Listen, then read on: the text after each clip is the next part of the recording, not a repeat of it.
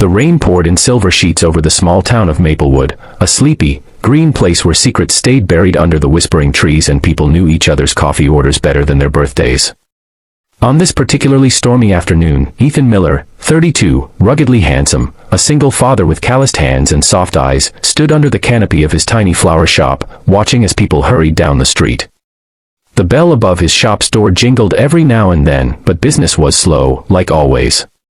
His 6-year-old daughter, Lily, sat cross-legged on a stool inside, humming as she colored in a princess book.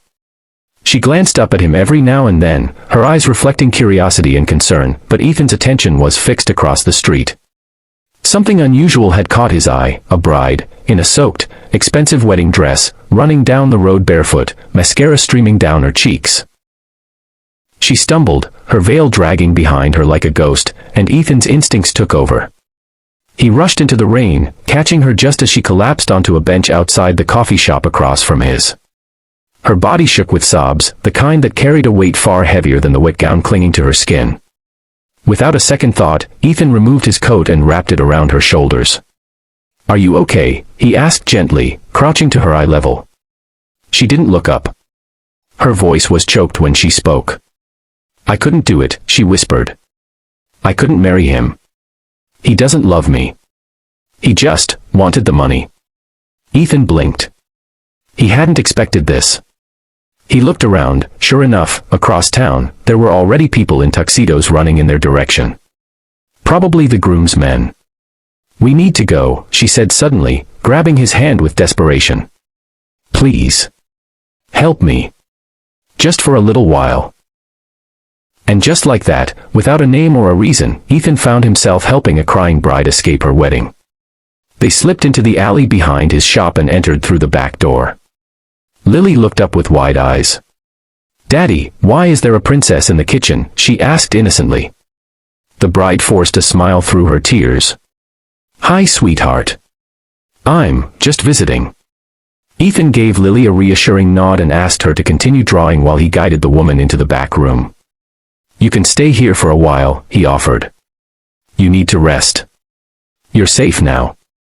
She looked at him, really looked at him, for the first time. There was a fire behind her exhaustion, an intensity that surprised him. "I'm Aurora," she finally said. Aurora Sterling. The name rang a bell in Ethan's mind, and not just because of the fairy tale. Aurora Sterling. Billionaire heiress.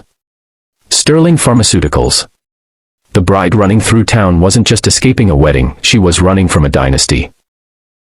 "I know who you are," he said quietly. "And you still want to help me?" she asked. "Even though I'm her?" Ethan nodded. "Money doesn't impress me. But someone brave enough to run away from a golden cage, that's something else." Aurora stayed hidden in the back room for the rest of the day. Ethan brought her hot tea and dry clothes, his sister's old jeans and a sweatshirt from his closet. She changed and sat quietly with Lily, who was delighted by the presence of a real-life princess. As the night fell, Ethan made her a simple dinner. "What now?" he finally asked.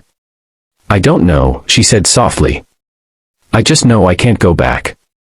My father chose the groom. It was a business merger, not a marriage. He's furious right now. I'm probably all over the news. But I'd rather be hated for walking away than trapped forever." Ethan nodded slowly. "I get it. People make choices for us, and then expect us to live with them like we had a say. I was 17 when Lily was born. Her mom left before she turned 2.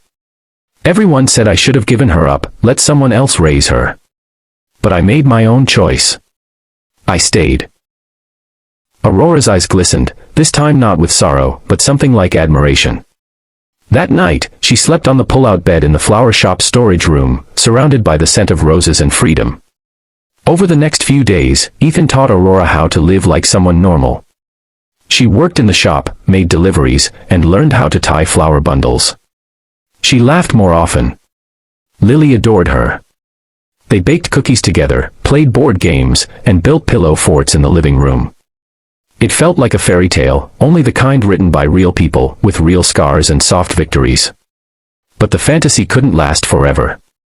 One morning, Ethan stepped outside to find two black SUVs parked across the street.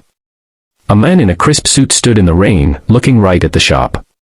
Sterling Security. Inside, Aurora saw them too. Her face fell. They found me. Ethan's jaw clenched. Then we don't let them take you.